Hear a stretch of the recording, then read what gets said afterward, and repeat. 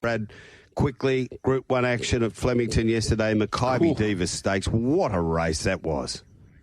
Absolutely outstanding. And look, it was testing, wasn't it? You know, because we had some really, really quality horses stepping out. And then when the track conditions changed so violently, so quickly, it really threw you into a bit of a state of flux. But no, outstanding day, afternoon of racing, Marty. And looking forward to having a chat to Racetrack Ralphy about all of that. Okay, yes, it was. I thought it was one of the most brilliant timed winning rides by Craig Williams. It's so difficult. Oh, yeah, brilliant. It is so you've got to be close enough, but you can't be too close. He just got it perfect, didn't he?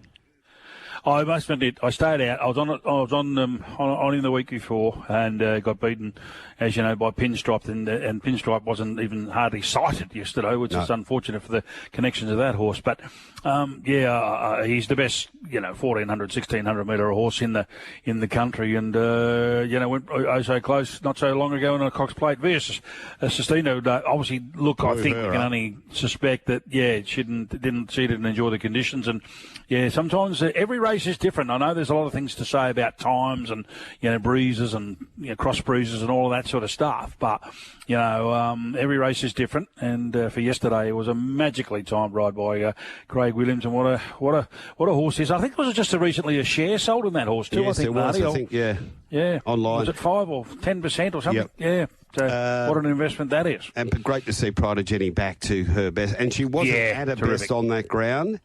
Decky Bates said she was never really comfortable, but she's back, so it'll just be onward and upward now going forward. See, like you, I mean, I think your weather's been about a month behind. Like you're starting to pick up again. You had some late rain or heavier tracks at Belmont, for instance, in the last month or so. Over here, it's sort of been.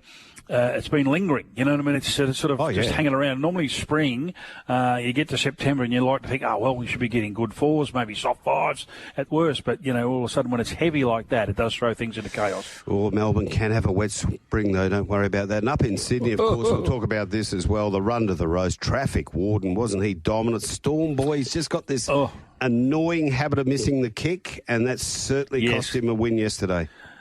Yeah, he gathers quickly, but then you got to try and get him to settle, and he won't. And but he's ordinary writing him off. But as you say, if he gets things on his own terms, I think he can get up. I mean, they were talking Cox Plates and also. I don't think that's the way to go personally for me. But I think if you got him in a 1,400 metre, at Randwick or whatever, I think he gets a soft run in front. Good luck trying to get past him. Text line, quick one here from Snoz. Good morning, Marty and Brad.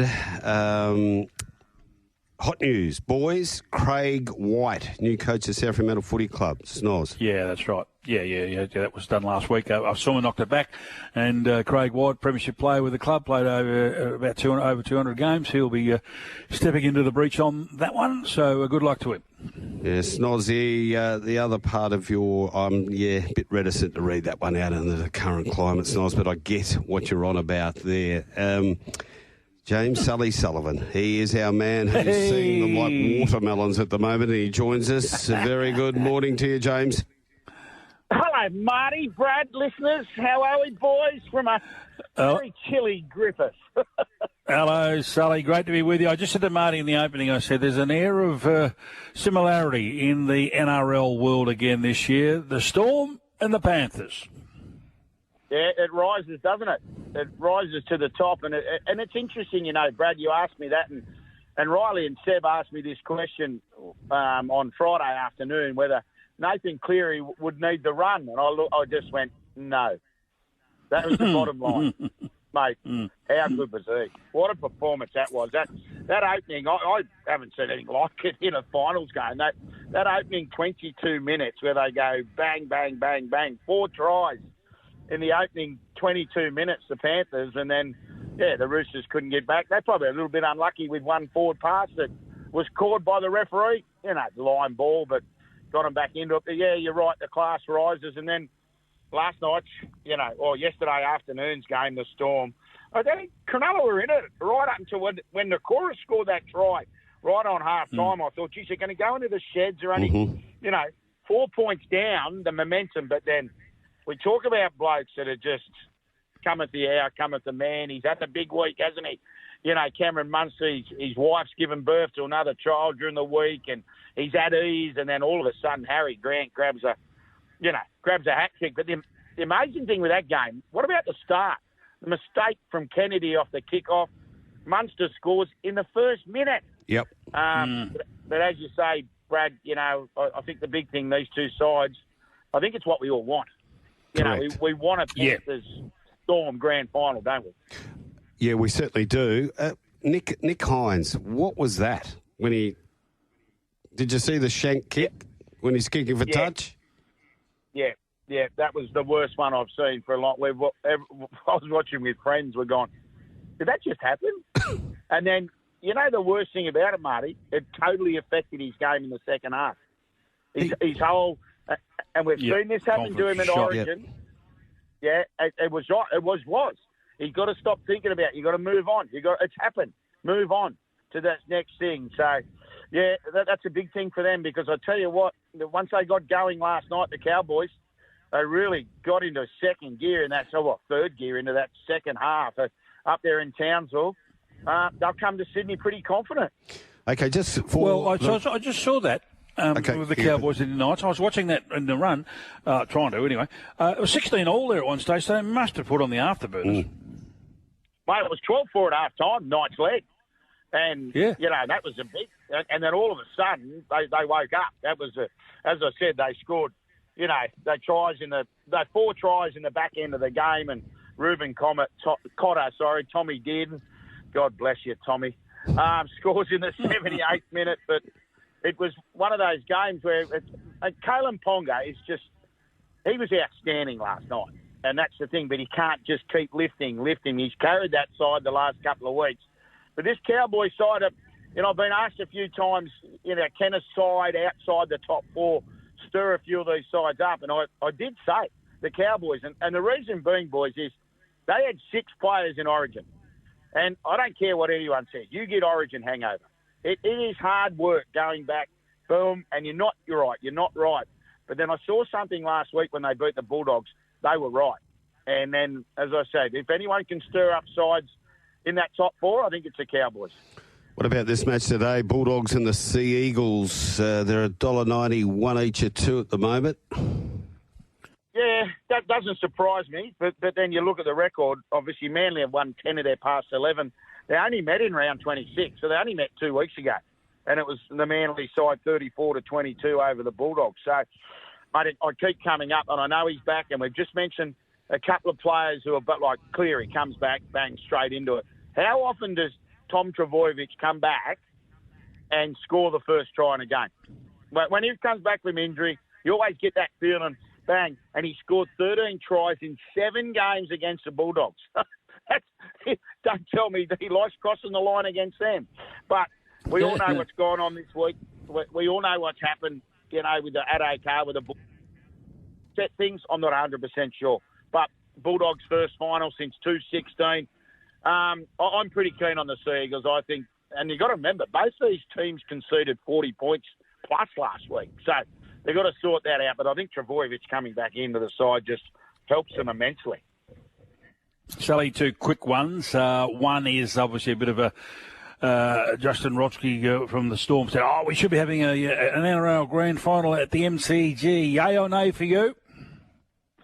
Oh, maybe one day.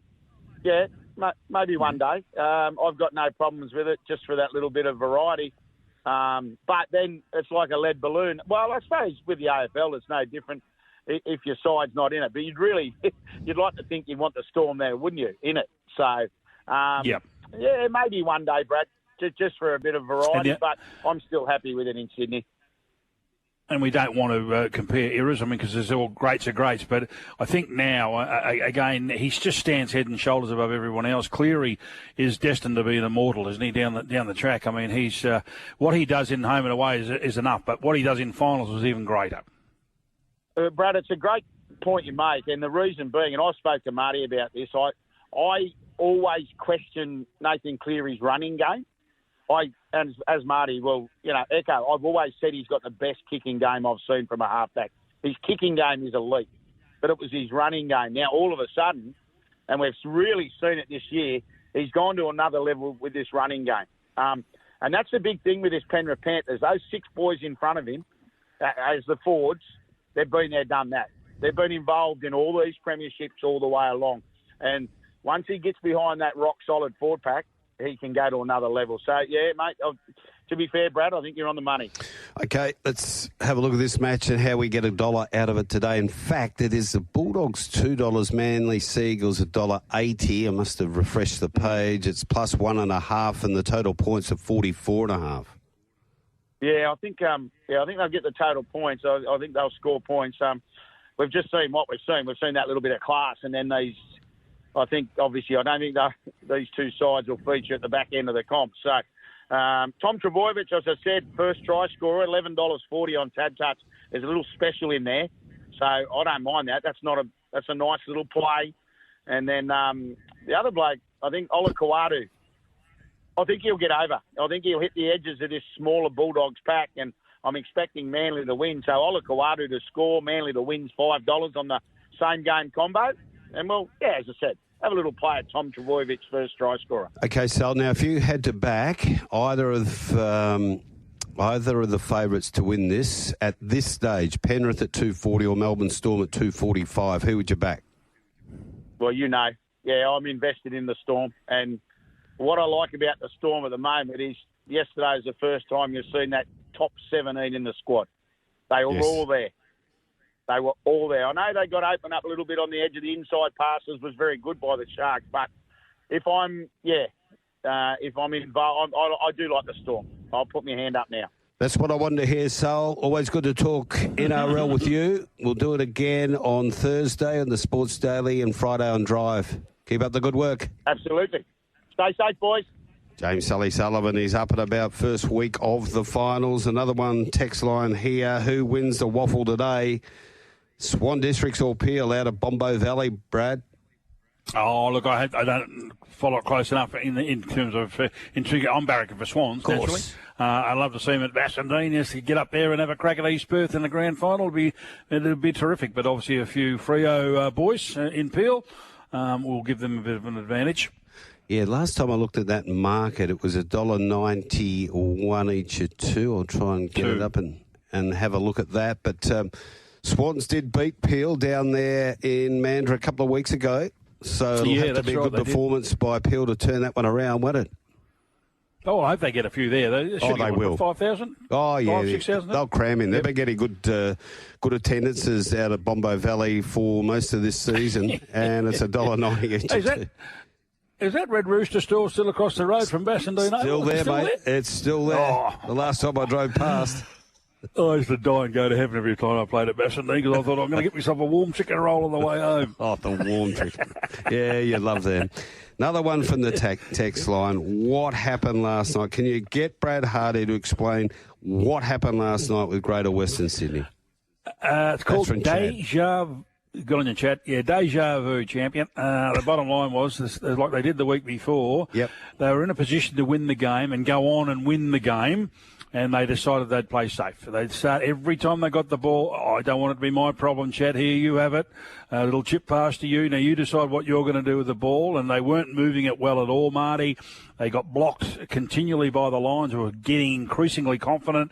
They were chipping the ball, and then the long kick came too early. And I thought Adam Kingsley erred in not moving a couple of his players around. His star was Jesse Hogan. Mm-hmm. How many times did he touch the ball in the last quarter, Marty, please? Yeah, no, and he just couldn't glove one either. He normally marks so well, but he just couldn't didn't have a stat. Get the clamp on it. But my point is, he's a mobile. Jesse's always had that ability to get up the ground and get involved. Yep. He was staying at home, and they were hoping that someone else, whether it was Josh Kelly, whoever it might be, Whitfield was down, they'd shut him out of the game. They were waiting for someone to get it into Jesse. You know what I mean? Mm-hmm. And I couldn't believe Fagan. I can't believe how long he left pain on Jesse. Wow. What he was doing was just beyond me. He'll say he had a win with Harris Andrews against Cadman, and he kicked the one. But seriously, if they had lost that game, he would have got harpooned. Yep. He would have got harpooned. Yep. Unbelievable. But to answer your question, Chad, they went way too conservative. The leaders didn't stand up. They went inside their shell like they did the week before, and eventually the mental scarring came back to haunt them. I think there was a bit of a physical side to this as well. If you go back and have a look at the running stats out of this game, and I love watching the trackers of the players, GWS just had to win that game with the amount of energy they expelled as players and amount of ball they had, and to be forward. Did that match the week before just take a bit out of them? Because when you look at it, Brisbane had the easier game against Carlton.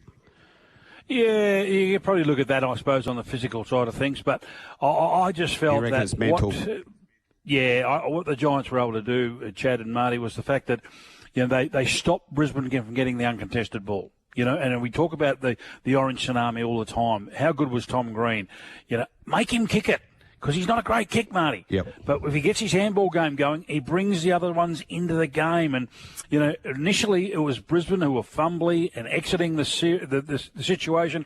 Have a look at Payne. He came out to go for a half volley, left the seam before the ball even came, hit him on the pads, straight to Jesse, he runs into the open goal. I'm saying, what are you doing, mate? Win the ball first and then decide what you're going to do to distribute it. You don't leave the scene. It's snatch and go, I call it. Mm-hmm. Well, they were snatching and leaving behind. But in the end, it started to be the Giants who started to snatch and go. They left the ball behind. They fumbled. They didn't hit their targets with handballs and kicks. And eventually that mounts up, and pressure's, as I say, pressure's a wonderful thing. Scoreboard pressure, nothing better. Tell you one player, and I know they'll go about Ashcroft and a few of the others. Oh, yeah, it was a beauty. Berry, on numerous occasions, was just enormous when he's had to stand up, either take a mark, cut off a pass, be big in a contest. He won a lot of magic moments out there last night. He did. He cost him a goal or two early in the game, and I obviously did the game, Marty. And he was playing on the wing on Josh Kelly, and he was motioning towards the centre circle where Kelly was staying on the outside, and we know that's what they love to do. Well, if you're going to go into that centre circle, you've got to impact it. You've got to either tie the ball up or get a deft hand in somewhere and knock it to your way. Well, time and time again early in the game, he was rushing in, but he wasn't impacting the game. And guess what the ball was doing? Tom Green's going, here's a handball over the top. Here you go, Josh. Send that forward to Jesse, will you? Express post. And that cost him a couple of goals, but he did. He absolutely... Somebody must have said something to him, or he's done it, he worked it out himself. He's saying he started to stay at home, made his opponent his immediate starting point, started to clip the wings of Josh Kelly, and worked himself back into the game. Was a very, very, influential factor in that second half. How about this one, Brett? So you mentioned 44 points, as Smokey would say, the most famous margin in AFL football, because it goes to that 1970 grand final, Carlton-Collingwood. So what did Teddy Hopkins and the team do in that second half after halftime? What did Barassi tell them to do? Play on, handball, all times. Well, a lot of people don't understand this. It was a mistake because Teddy Hopkins was on the bench. Now, Teddy was obviously the founder of Champion Data. Right? Yeah. So, anyway, they were going down, and the two teams used to come out the same race, but there was cage in between them anyway. So, they're running down the race. Anyway, one of the players for Carlton, I can't remember his name, who was, asked Barassi, what do you want me to do? He said, nothing. You come and sit with me. Teddy, you're on. That was when the decision was made. It wasn't it wasn't made in the halftime hustle and put it up on the board. Hey, Marty, you're off and Teddy's on. It was going down the race. It was just a bit of an afterthought. Teddy goes out, kicks 4 goals in the second half, and they win the game. Incredible. Got them going. It's folklore. The point I'm trying to make, though, is, Brad, why does it take Brisbane 44 points behind, then they go, okay, caution to the wind, let's play on at every opportunity? Human nature, and human nature is this: you're in charge. You're 44 points up. It's party time. I don't really need to go with Marty anymore. I'll just crib forward, get a bit of glory. Sam Saylor, he'll mark the ball down there, and he can kick it out to me, and I'll get it down to Jesse and we'll be right. You know what I mean? So they start taking what I call liberties, and you can't do that, in finals in particular. And all of a sudden, it's only 1 goal. So we're 38 points up. We're 32 points up. We're 26 points up. We're 24. Hang on a minute. We're 8 points up. Yep. Now we're in trouble. And it's too late. Their tsunami stopped and Brisbane has begun. And that's what happens. And everybody starts looking. If you're not a natural leader, if you are a young player and you're looking around and you're looking at your leader, say, who's going to dig us out of this hole? Cornelio's off the ground. Josh Kelly's being stifled. Tom Green has worked his backside off, but Jesse's not getting the footy. Who's going to stand up for us? And, yeah, they just didn't have that X-factor player to take the game by the ball or by the horn, so to speak, and get them over the line. Time to talk racing. Chris Nelson will be coming up your way.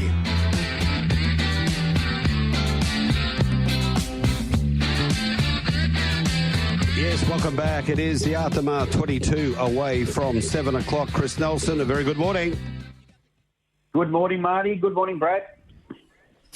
Good to be with you, Chris. Obviously, the Shirako was a great race, much anticipated. Jolly Star went out a warm favourite. No, they were prepared to take her on, but Sunshine in Paris has always been a very, very promising young lady, and she proved it again yesterday. Yeah, she did. And look, my bubble burst yesterday with Jolly Star. I was talking her up as the next big thing, and look, she didn't come to the party yesterday. Sunshine in Paris was far too good, but this was a funny old race. With Belclair speeding along, running, I've got some times here, between the 1,000 and the 400, ran 32.58, which is just super quick. But look, the saddle did shift, Rachel King said, so it wasn't the plan to go along that quickly. There were issues there.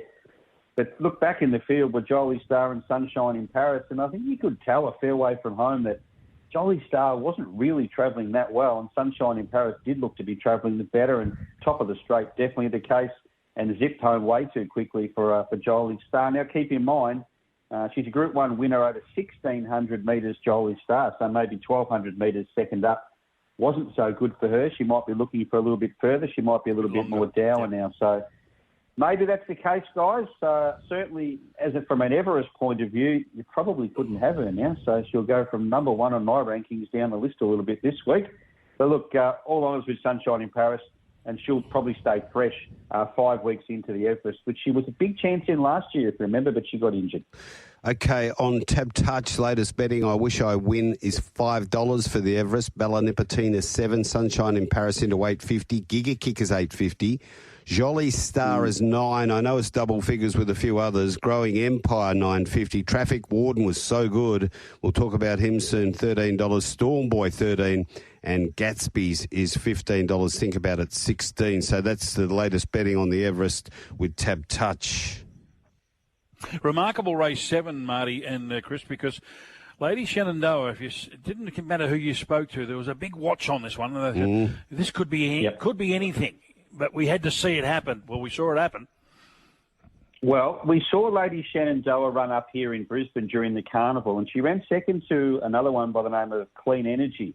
From the Waterhouse Bot stable, and she'd run second behind the same filly in Sydney also. So she'd run into this horse twice, and she looks pretty good, Lady Shenandoah. If you looked at her trial, her lead-up trial, the jockey on that day was absolutely holding her back in third spot. She had so much more to offer.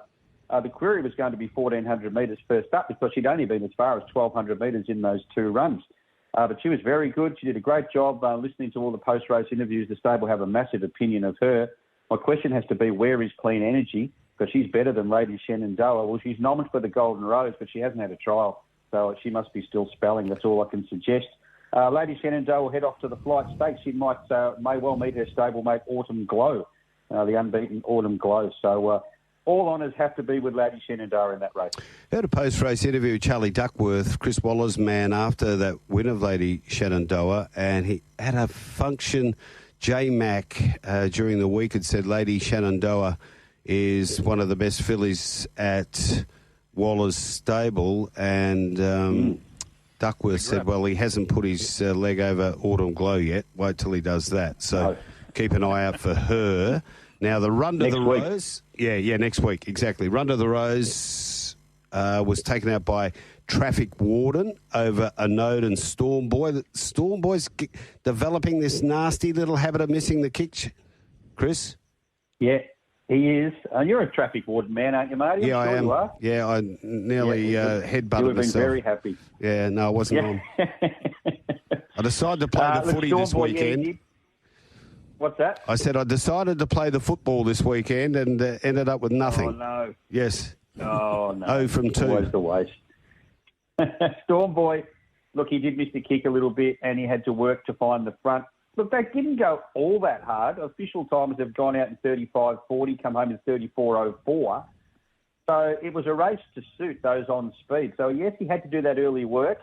He did run a quick sectional between the 1,000 and the 800 to find the front, but from there on, he probably had some sort of chance. I wouldn't say his run was.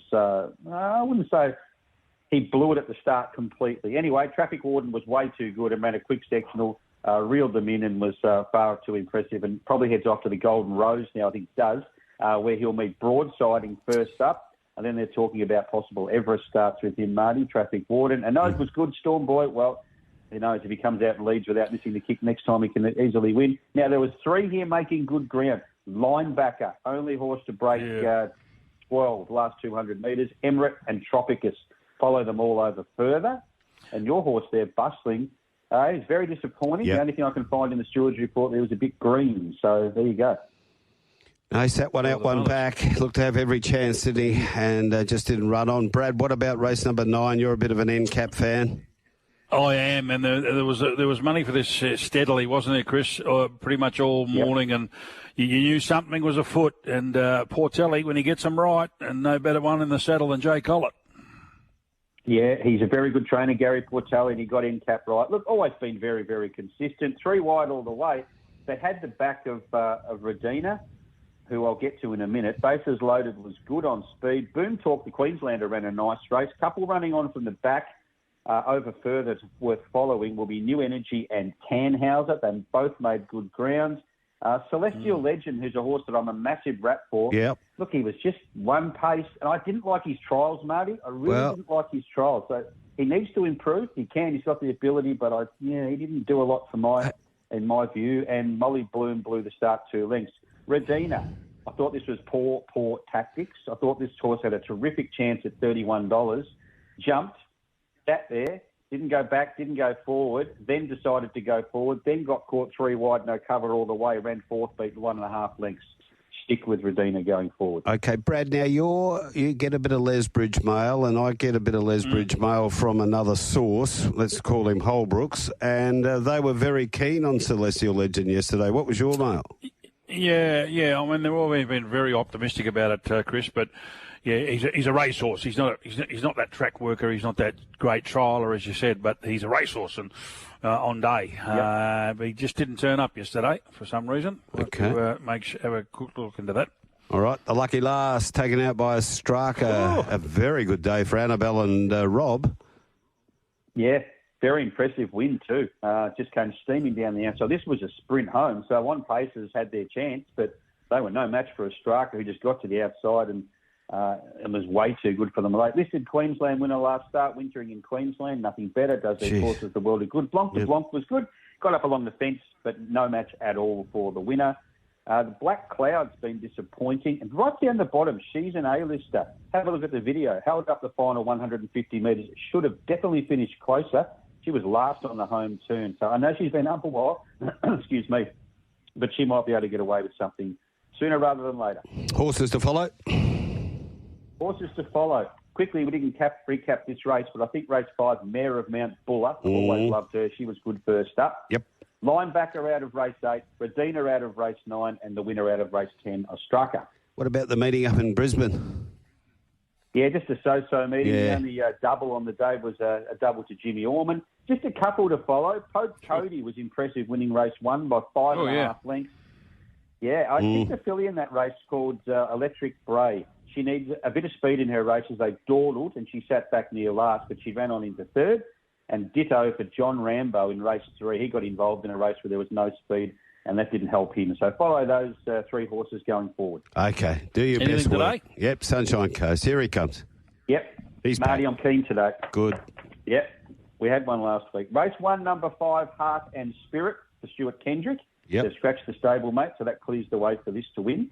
And race 4, number 1, Durban Harbour for Simon Blackson, as Stay had written all over this horse. And he gets to 1,800 metres against very average opposition. They both should be winning. Race 1, number 5. Race 4, number 1 up at the Sunshine Coast. Thanks for that, Chris. We'll listen in on Wednesday. Thanks, guys. Have a great day. Quick break. Racetrack Ralphy's next.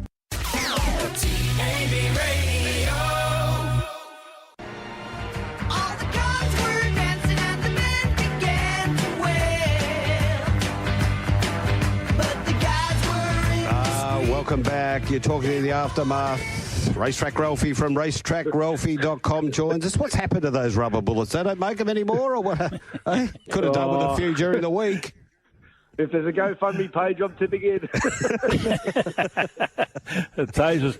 Good morning, Ralphie. Great to be with you. Challenge 27, day 15. What have you done? Don't tell me you had 15 different bets.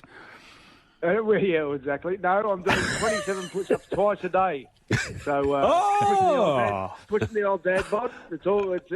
We have receipts. There's video evidence, and it's all for MND, Neil Danaher, but also my mate Phil O'Keefe, who passed last year, and he fought a battle for 8 years. But he also, if you Google his work, he's done amazing work in the AI field for people who suffer, and he'll be helping generations to come on the work he did. So that's my little tribute, and we raised a bit of money so far. Well, you would have raised a bit of money selling umbrellas and overcoats at the front of Flemington yesterday before the races. Yeah, it was a great day for horses and penguins, wasn't it?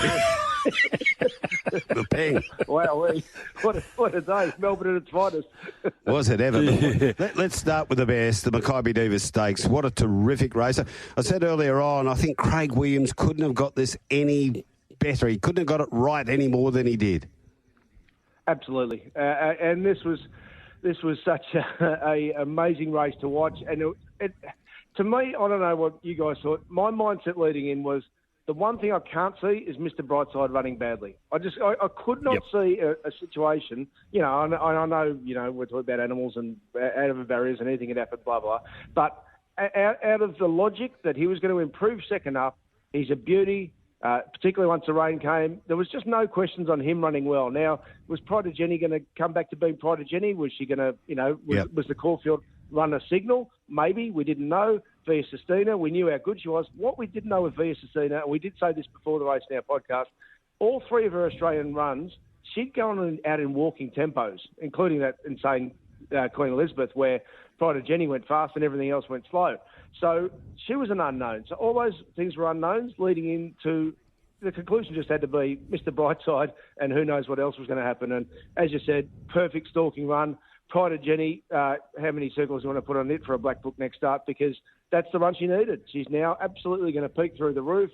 I'd love to see, I don't know what if they're locked into the Turnbull next start or keeping her fresh for the King Charles, but either way, she's going to take a power beating next start for sure. And Via Sistina, she hadn't seen that type of heat.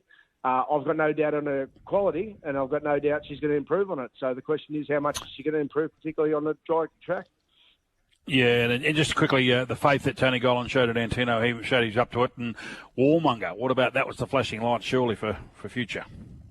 Look, he was. He's probably going to need one more run, you'd think, but I mean, that makes sense because he's probably Turnbull and then into the Caulfield Cup and Melbourne Cup from there. As far as Antino goes, yeah, look, one thing I always do, when Blake Shin's on, just assume they're going to jump and going to get in the right spot. He's a freak jockey full stop, but getting a horse out of the stalls now doesn't mean Antino won't be a thief next time again. You always have to probably factor that into your thinking, but we knew he was a good horse leading in, and yeah, as you said, I'm sure Tony Gollan was delighted that he showed what he could do. What about the Poseidon Stakes winner, Growing Empire over First Settler? What a win this was.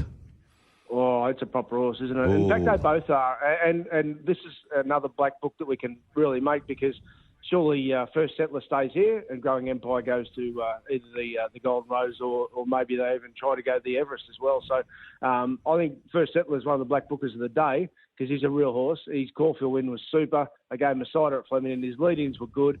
They ended up getting a good price Growing Empire. And wow. Maybe it's a fair rule that even if their conditions are a bit edgy, at least as your starting point, don't lose on a horse with the most talent in the field. And he's still got upside because what we saw yesterday was the ability to want to fight when asked, and he found again. So he's a serious horse. I still reckon we haven't got a ceiling on him, but yeah, I would say First Settler, one of the black bookers of the card, probably back here at Turnbull Stakes Day in 3 weeks. Ralphie, I'll bow to your judgment. Throw King of Rousseau in as well because I know they thought had an improvement in it. They brought it on a float trip just to give it a bit of experience, etc. Wanted to dodge the ones up in Sydney. It ran home nice too, so keep that one in your black book as well. What about Moby Dick in the first? Look, in the first race, benchmark 78, normally you trash these as form references going forward, but at this time of year you start sort of thinking, all right, are these the ones that are on the up, particularly the sprint races when they're the benchmark 78s, that you want to respect them a bit. And I think both the first horse, Moby Dick, was very good in its first 2 starts at Pakenham. Started favourite, I think, at Caulfield, and after being beaten at Bendigo Standalone Day, he's got upside. I think the only reason it drifted was due to the rain. And Ditto Nadal, pretty soft in the market considering its lead-in trials. I think it's got some upside. So both Moby Dick and Nadal we can follow going forward. Okay, pick them up from here. You lead away. We haven't got a lot of time. 4 minutes. Dawn Service, God bless it. And Blake Shin just owned the race, and the Sydney form was clearly superior to the Melbourne form, and that was a pretty easy watch there. In race 3, Bellatrix Star, big close at Caulfield, which you needed to see, and I think that probably, handling the wet track. Bold Best Deal, I still think it's a 1,000-metre horse. Back around Moonee Valley, probably be its going, maybe in 2 weeks' time. To Be or Not to Be was a sound return. We've done the 4th. In the 5th is an interesting one. We put the big circle around Point King. It was hard not to at Moonee Valley.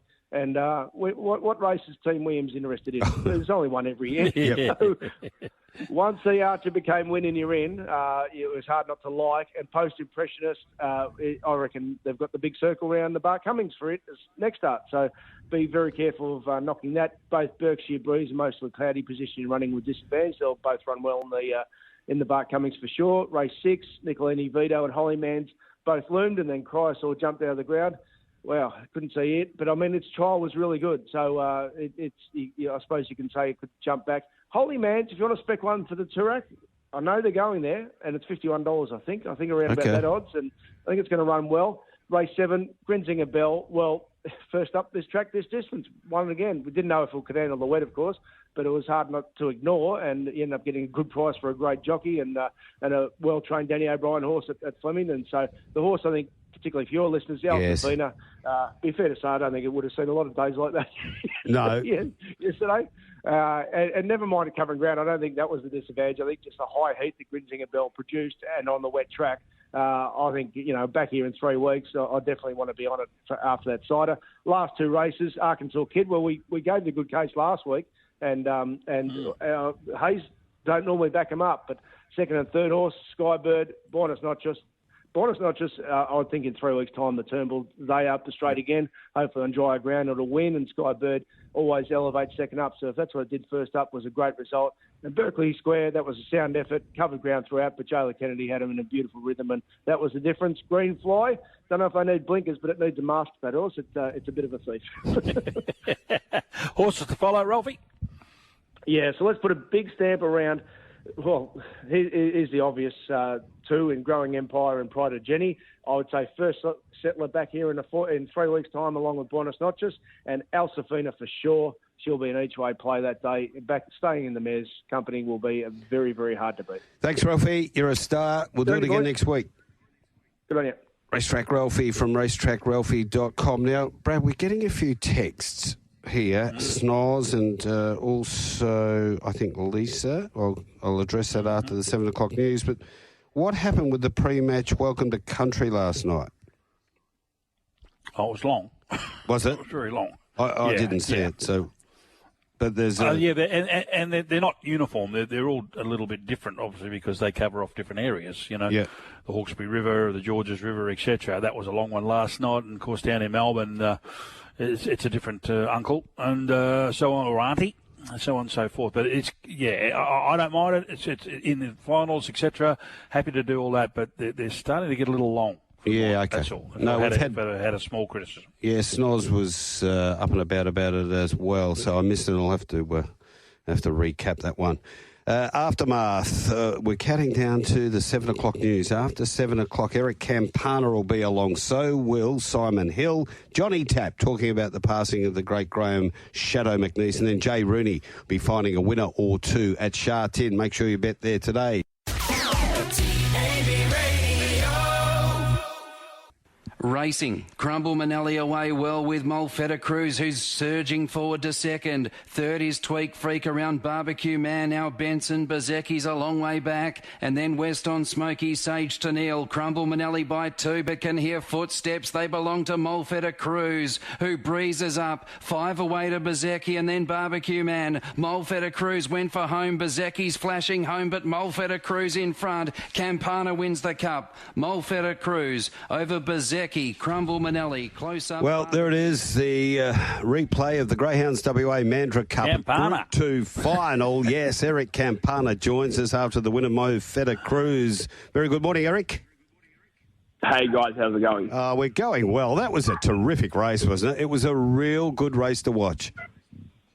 Yeah, it was a good race. Obviously, it's a good race to win because it comes with a lot of prize money too. But yeah, it was a good race, so everyone's happy. Yeah, congratulations, Eric. Well done. You must have had a high degree of confidence going into the race. Barriers, box 7. Happy with that because obviously the horse tracks a little wide. The dog. Yeah, he wants wide, so the box draw was ideal, and everything sort of when the box draw come out, it was all in his favour really. So we were pretty happy with the way that all panned out when they released the box draw. Yeah, it's interesting because we spoke to Paul Stewart on this program last week, and he was bemoaning the fact that his 2 greys, Bazecki and Barbecue Man, drew 5 and 6. But your greyhound loves it out wide. It's got a very good record from wider boxes, so that would have filled you with confidence, no doubt. And he was favourite for the race. But he wins it really. Does he win it in that first little bit when he can just jump so well from the box and get across outside the leader? Well, most likely because he probably didn't hit the line. He lost a little bit in his run home from the week prior. So Bazecki was a massive run. So if he didn't do what he did early, like going up there and crumble, well, ultimately you wouldn't have won. So he's definitely sort of put himself into the race early, which was obviously the winning result in the end. What are you doing with him now, Eric? He's going to go into the spring gift heats next week. There's a lot of good racing at the moment, but we're just caretaker training at the moment for Nick Minatilo's in Italy. So we'll go into the spring gift next Saturday and then just sort of see how that goes and then work it out with Nick once he gets back at end of September, and then he'll probably return back to Nick sometime then as well. Okay, so that was the 3rd or 4th run for you, Mo Feta Cruz? That was the 4th. That was the 4th run for us and the 4th win. So we've gone 4 from 4 with him, so he's been going well. Well, tell Nick to stay over there and just count the money and enjoy a good Italian lunch. Well, that's exactly right. I've already sort of hinted that. It's to extend his holiday because there's plenty of races coming up at the moment, so I wouldn't mind keeping him myself. So if Nick decided to extend, I wouldn't be upset. We all have a joke about it, but it's not a bad lurk, is it, Brad? You're over there holidaying and the till just keeps ticking over here while you spend it over there. Yeah, happy to do that. That is for sure. So is there any trick to this? Eric, I was going to ask you, what's he like around the kennel and how's your Croche going at home? Yeah, he's good. The dog's good around the kennel, and the kids, they're feral as. the young bloke's riding his bike around the backyard here. He's crook, but he's riding his bike, and he's just been an absolute ballbuster. Yeah, is he? Good on him. Is he commentating yet, mate? Is he calling the greys as he's riding the bike? Oh, he's a very dominant young man, so he thinks he's the boss of everything, really. So he runs the roost around here. Fighting his way in life. Eric, what about, tell us about the spring gift coming up? Yeah, the spring gift's coming up next Saturday. So that's open class to all, so you'll be racing against all the same company of dog again. Around the same distance? Yep, 488 at Mandurah, next Saturday. Is that his go, or is he a bit flexible? Nick put him over 650 at Mandurah, which sort of seen him out. He wasn't strong towards the end. So 600 at Cannington when that reopens probably be up his alley. But 650 is probably pushing the limits, you know. So he's a strong 488 type, which is good. He's showing early speed at the moment, which is also good. So he can burn the candle at both ends at the minute. So he makes for a good 488 dog at the current time. Yep. Well, clearly, Molfetta's one to follow. Our listeners love a little bit of a push for something. Anything else in the kennel coming up in the next week or so that they should be following? The kid just pushed a washing basket on the dog. 1 second.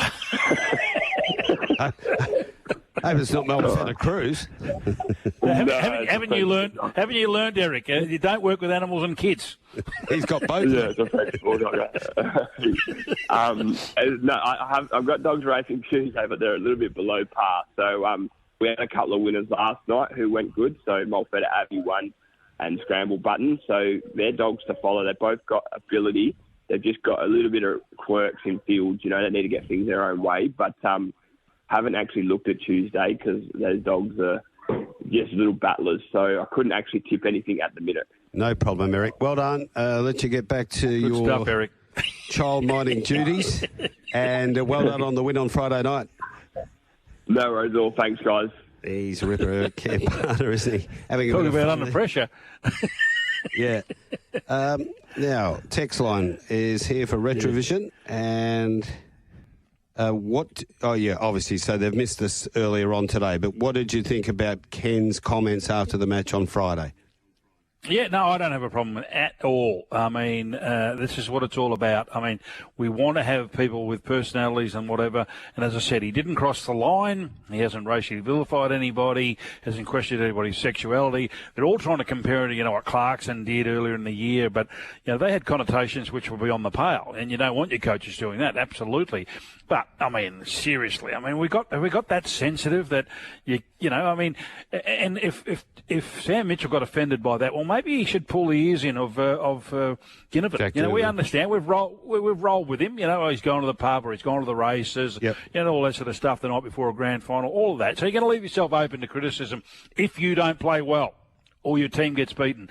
Now, when you go on social media, and I've heard Sam try and defend this. The players don't use their phones anymore. They just do it on social media platform. Well, what a lot of bullshit that is, Marty. If I want to give you a tip or I want to have a bit of a dig at you, I send you a text message or I pick up the phone and I call you. Correct. It's not that hard, When you put it on social media platforms, someone's going to get it and it will turn viral. Now, you tell me what he was suggesting. Hey, Grundy, see you in 14 days. Mm-hmm. That's a slight on Port Adelaide. Now, coaches of any sport have been using external motivation for an eternity.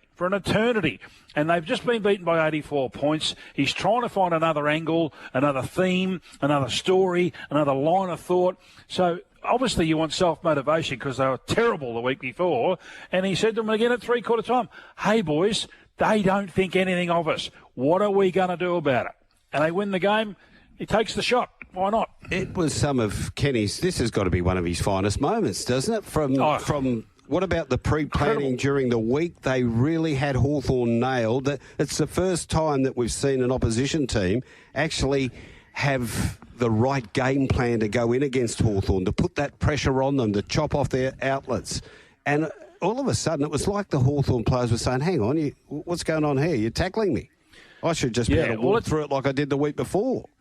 It was an absolutely magnanimous performance, bar none. Like from team selection to strategies to closing down the strengths of the opposition to winning a game none of us thought they could win. Yep. It was absolutely brilliant. And it was a final. And it was just absolutely awesome. Now, let's put it in perspective here. Everybody's defending, James Sicily. He's gone over and stuck up for his man. Well, yeah, good on him. He's flying the flag. Yeah. That's all good. No problem there.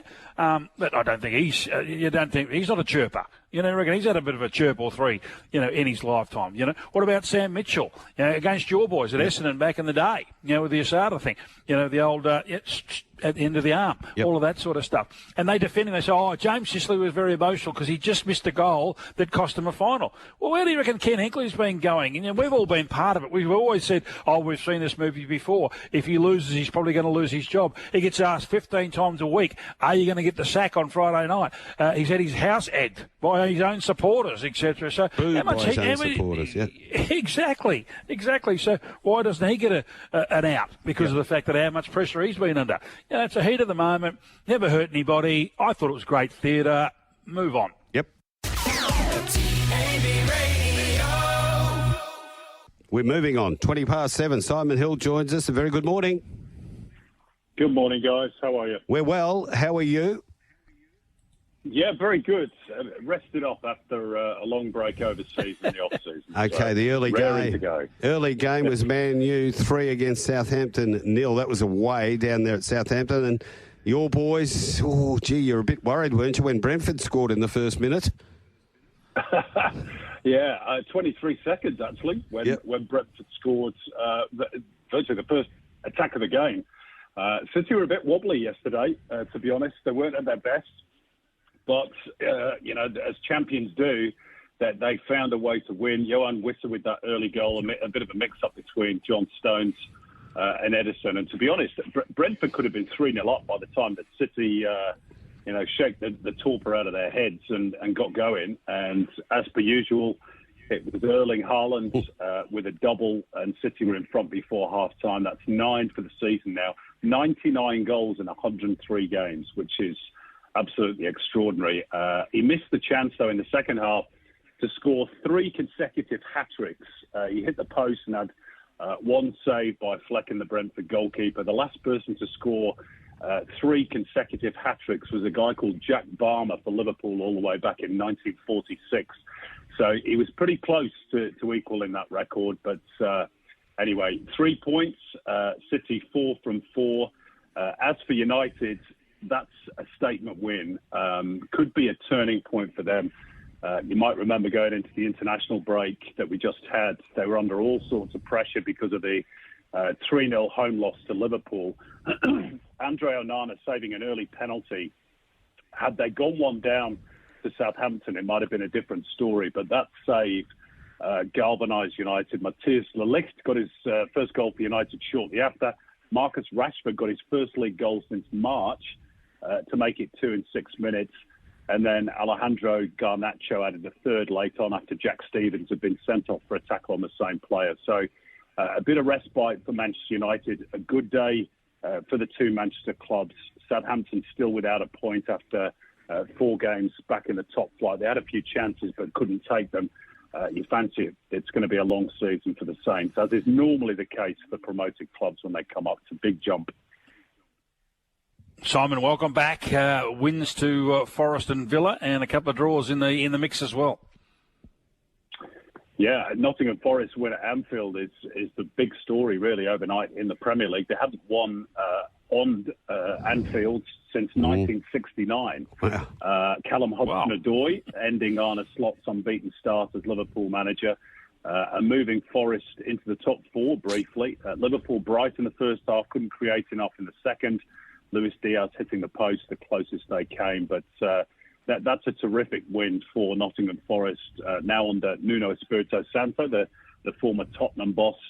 And Liverpool with a little bit of work to do. That's their unbeaten start gone.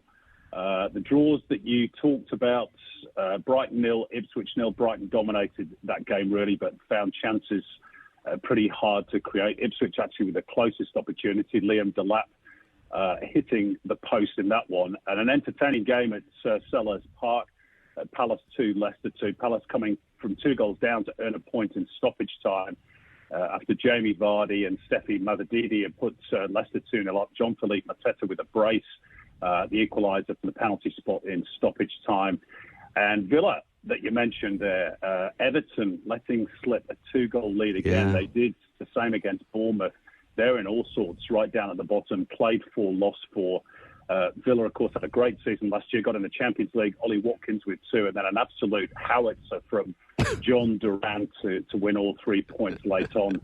Villa back in the top 4 and looking good again under Unai Emery. I like that one, a howitzer. Well done, Simon. Now, Chelsea left it very late against Bournemouth. They did. Christopher Nkunku with the late goal just 5 minutes to go in a match that produced a new Premier League record, 14 yellow cards. The previous record was 12. Bournemouth really only got themselves to blame. They missed the first half penalty. Their new record signing, Evan Nilsson, a poor attempt carried away by Robert Sanchez. They had 19 shots, Bournemouth, 7 of those on target, but no real cutting edge. And Chelsea pinched it. Starting to sort of recover a little bit. I think under Enzo Maresca, they're up to 7th and looking a whole lot better. But really, Bournemouth should have taken at least something out of that game. Well, massive game today. Spurs play Arsenal. They're 3.20, draw 3.55.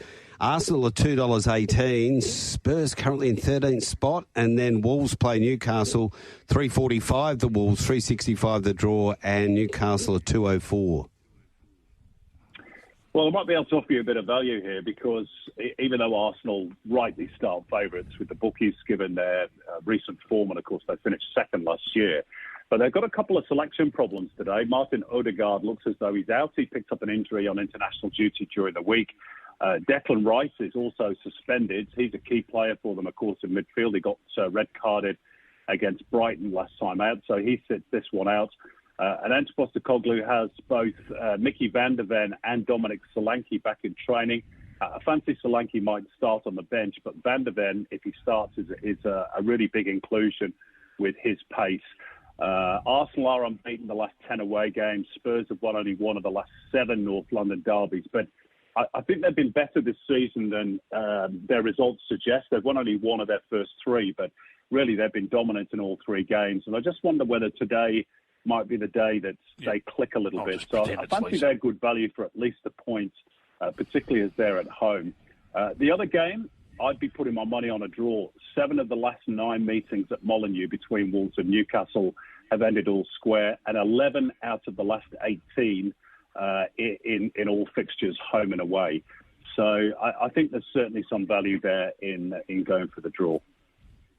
Simon, just quickly, Lisa from Ellenbrook on the Retrovision text line. She's asked a couple of questions. Can I have Simon's take on the Socceroos and any inside information who might be the next Tillies coach? Well, good question on the Tillies coach. The name that I keep hearing mentioned is Casey Stoner, who's got a good track record in women's football. So that's obviously TBC. They've kept it pretty close to their chest. I mean, for me, the outstanding candidate, Australian candidate anyway, is Joe Montemuro, but he's just signed a contract to lead Lyon in France at the start of the season, where Ellie Carpenter plays, incidentally. So whether that's ruled him out or not, I'm not sure, but he would have been my pick.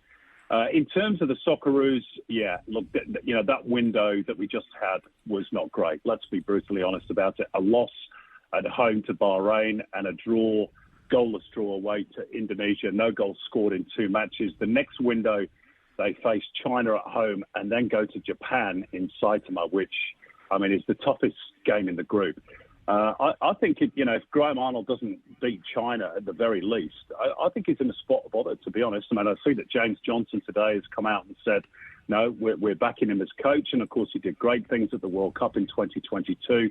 But the Asian was disappointing. This particular window has been very disappointing.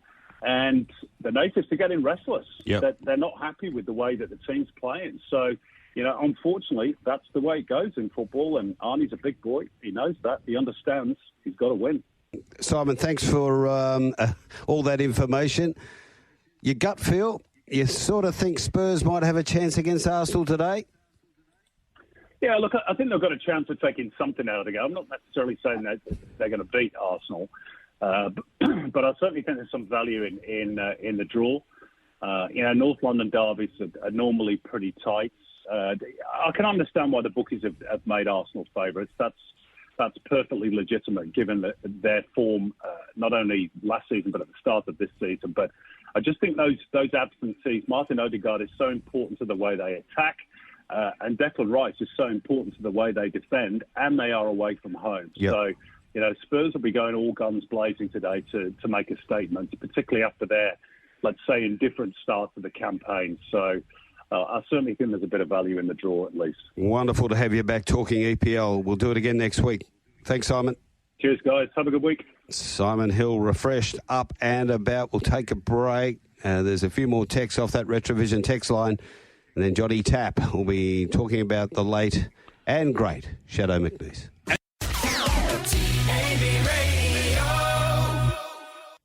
Yeah, there it is. A tribute to Graham McNeese and a man who knew him so well as John Tapp, who joins us this morning on The Aftermath. A very good morning to you, John.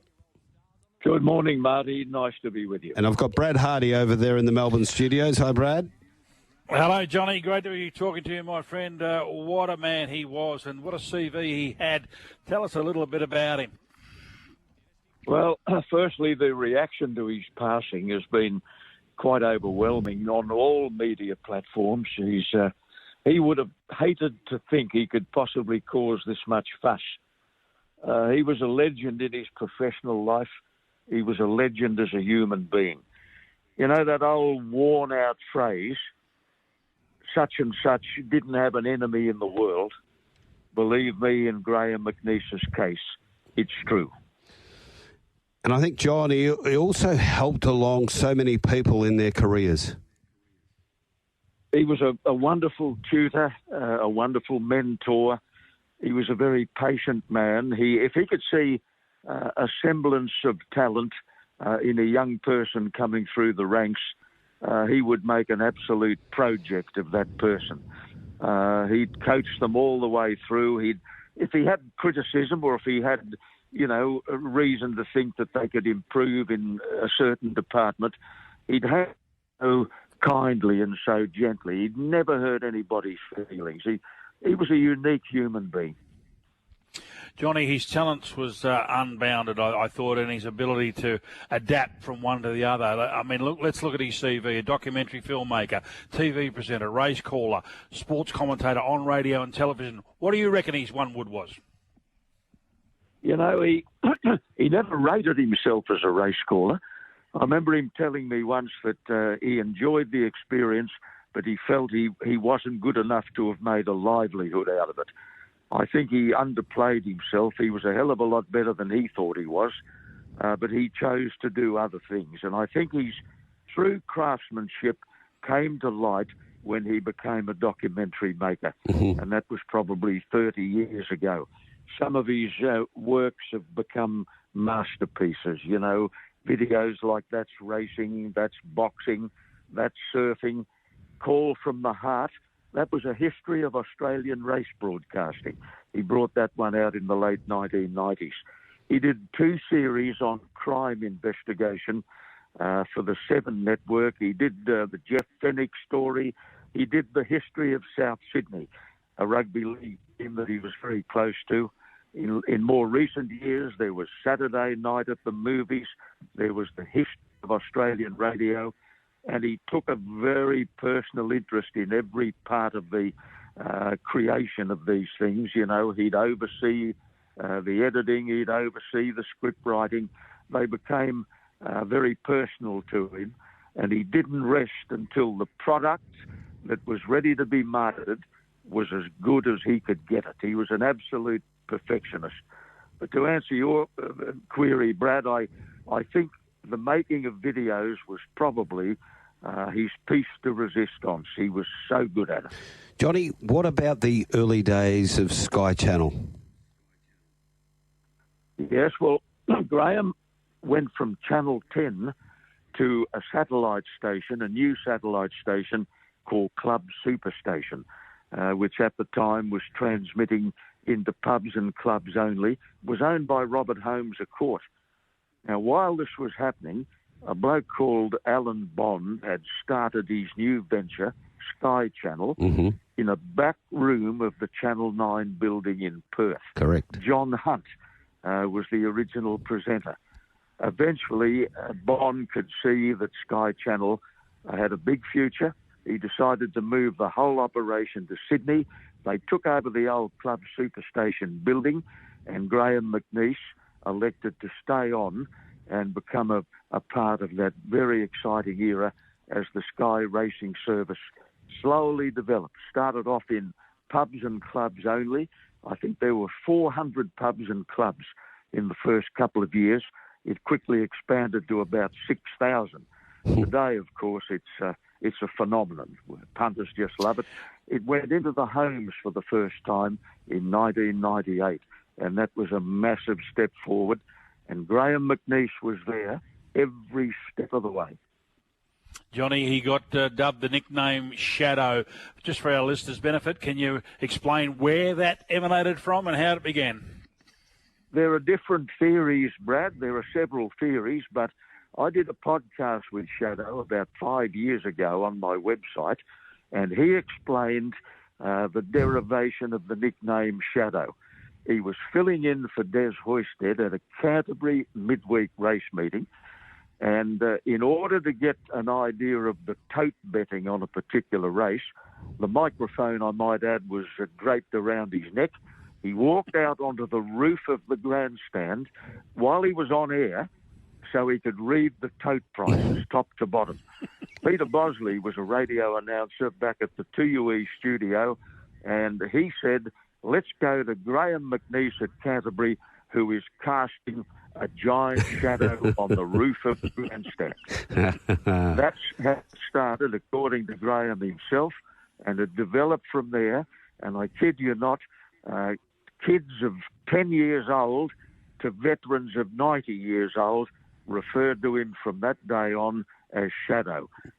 It became abbreviated to Shads, and most of his workmates simply called him Shads. He answered to it. A long time since anyone had called him Graham.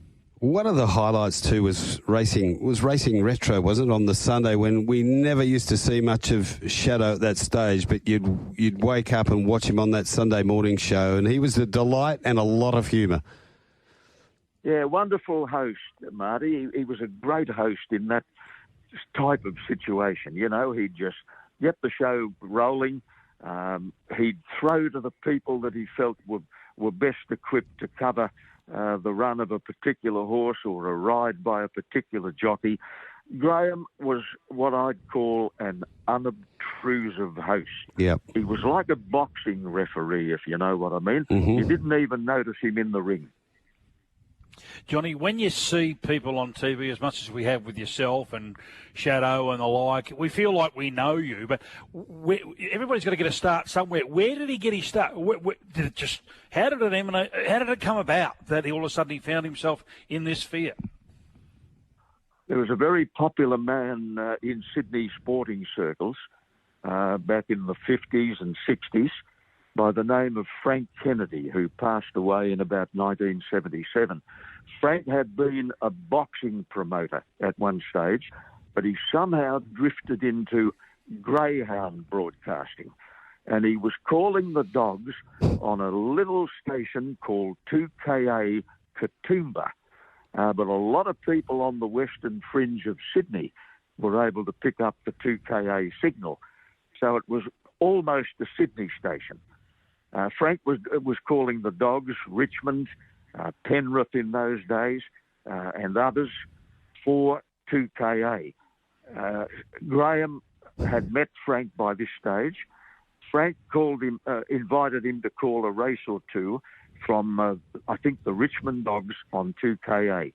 And from those humble beginnings, a great career blossomed. It wasn't long before he was understudying Des Hoisted on the Gallops on 2UE, Frank Kennedy on the Sydney Dogs on Saturday night, and he even called a race or two at the Harold Park Trots in the early days.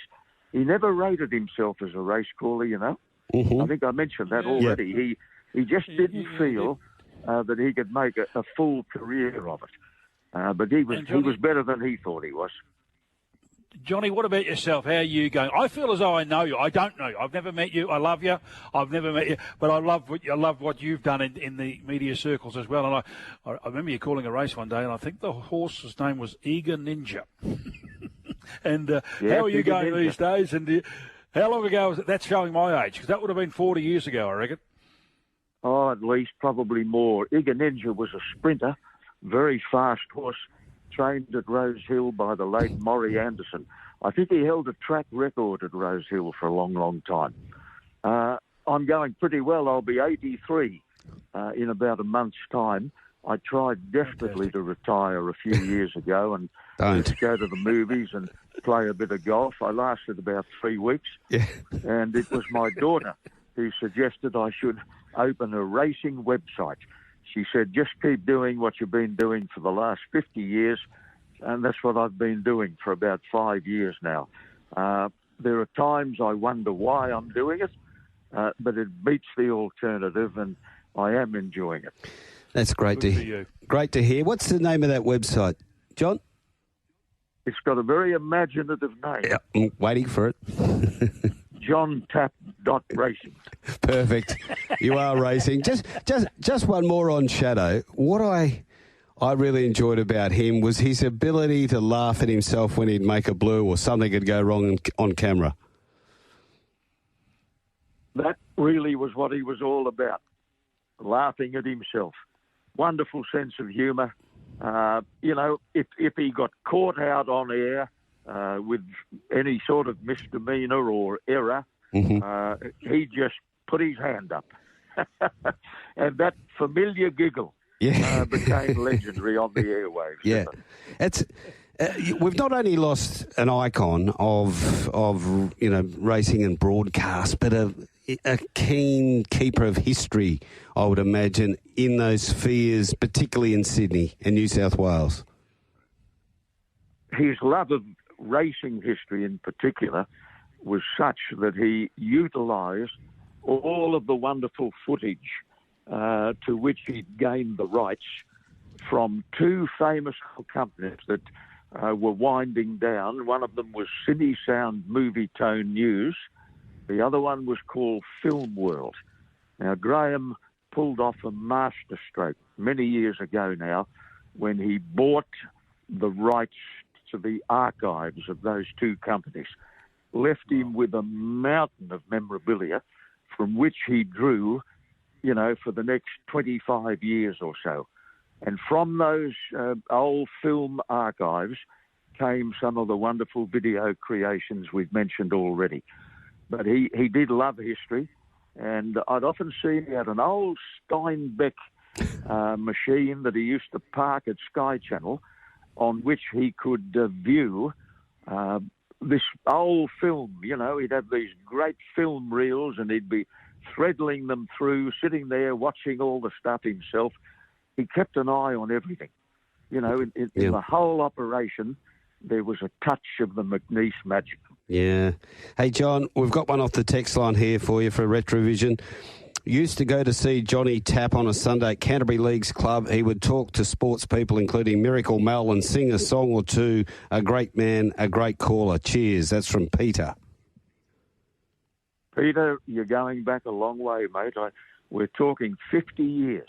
Wow. There was a Sunday night sportsman's show at the Canterbury Bankstown Leagues Club, which had originally been hosted by the late Ron Casey, later by the late Frank Hyde, and then when Frank had to leave that commitment because he was so busy at the time, I was invited to do the job for a while, and I really enjoyed it. We'd have a special mystery guest every Sunday night. We'd put them backstage with a microphone. I'd ask a question from the stage, and the first person in the audience to guess the identity of the mystery sportsman would win a very handsome prize, and then the mystery sportsman would come out and we'd do an interview. It was good fun, and gee, I had some wonderful people there more than 50 years ago. Pete, thanks for reminding me. Yeah, there you go. And just well done. On an off-track note, Johnny, and I don't know if you heard yesterday, but there was a race coming in from Morphettville, and they lost the line to Brett Davis. Did you actually hear this? And so Terry McAuliffe and John Calton, who were hosting, Terry quickly jumped in and it's a fair effort, and it was a big field, 16 runners, and Terry's called it faultlessly to about the 400, and then he handballed it over to John Calton, who's a bit of a caller himself, and he finished it off remarkably well. And I thought, that is absolutely brilliant. Yeah, race calling's a funny business. It gets into your DNA. I don't know, once you sort of master the trade, it stays with you forever. You might be a little bit rusty if you've been away for a long time, but somehow the knack comes back to you in an emergency, as those boys proved yesterday. Johnny, it's been absolutely wonderful. The text line's blowing up. Of course, we were here to remember the great Graham McNeice. Absolutely, and I endorse all of your sentiments, and may I simply say that I'm very, very pleased I was around in Graham's era. Thank you, John. See you, boys. What a star. Oh, he's a star, mate. And so was Graham McNeice. And there's he's the paternal figure. And there's one in every industry, Marty, as we know. And he was obviously one of them. But people like Shervington, Peter Overton, there's just names I'm just reeling off. They're away from the racetrack. I mean, just they're media performers now, and he had an influence on those guys. It's wonderful. So, he'll be sadly missed. But tell you what, we've got a lot of memories to take with us for the rest of our lives. That is for sure. Time for a break. You're on the Aftermath. Coming up will be Jay Rooney finding winners at Sha Tin today.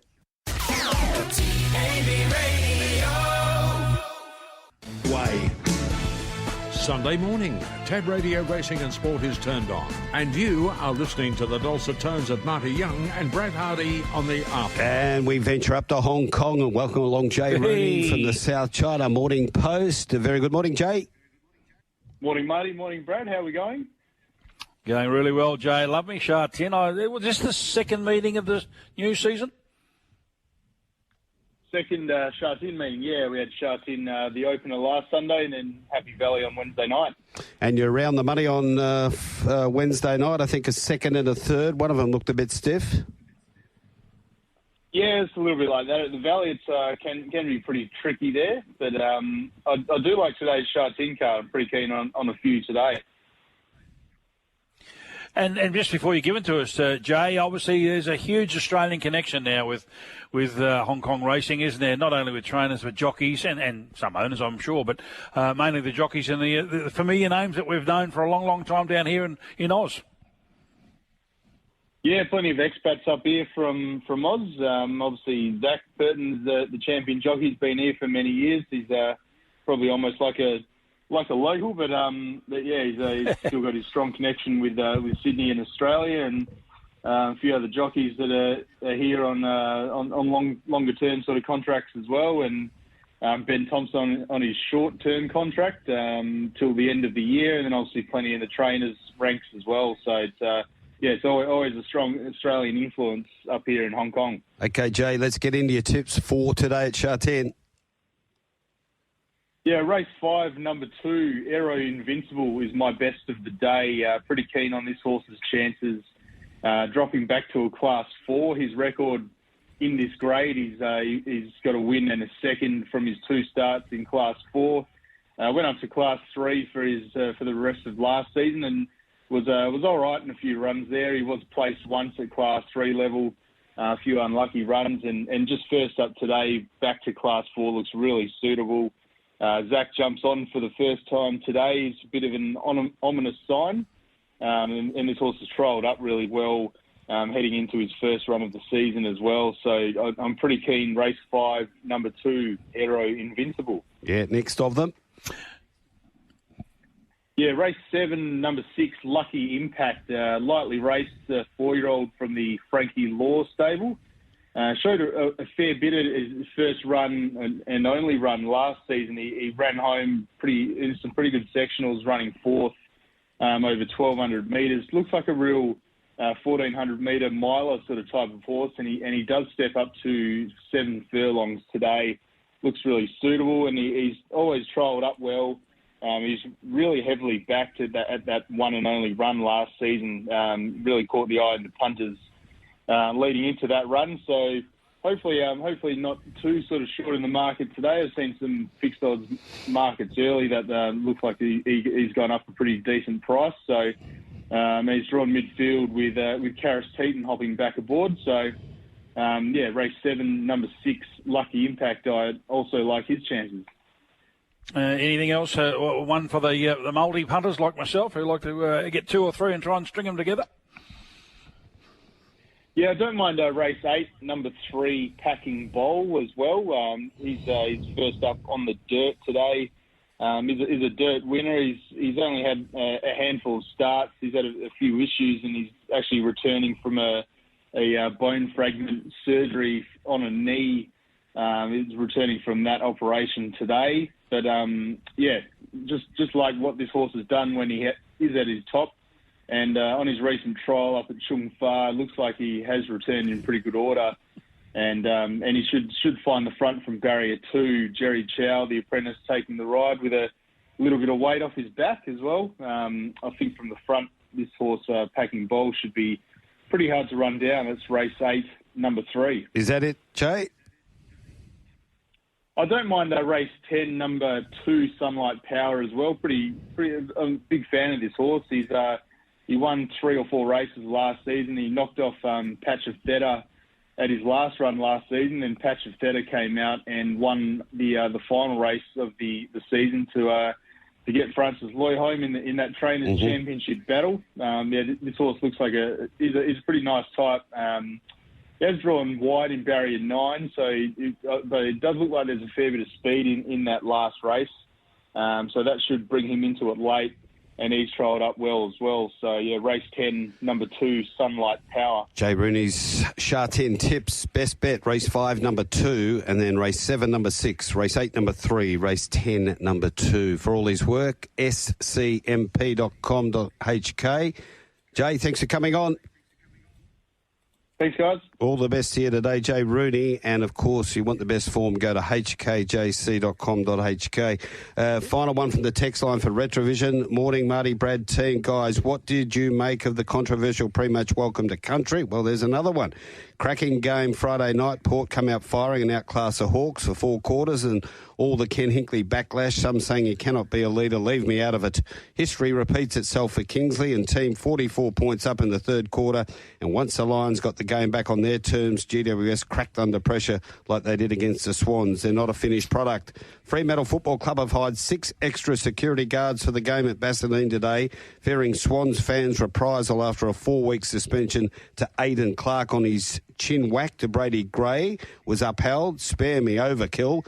Go the Black Ducks. Take care. Enjoy your day and week. And Lisa Vellenbrook also enjoyed listening to John's tribute to his great mate, Graham McNeice. So there you have it.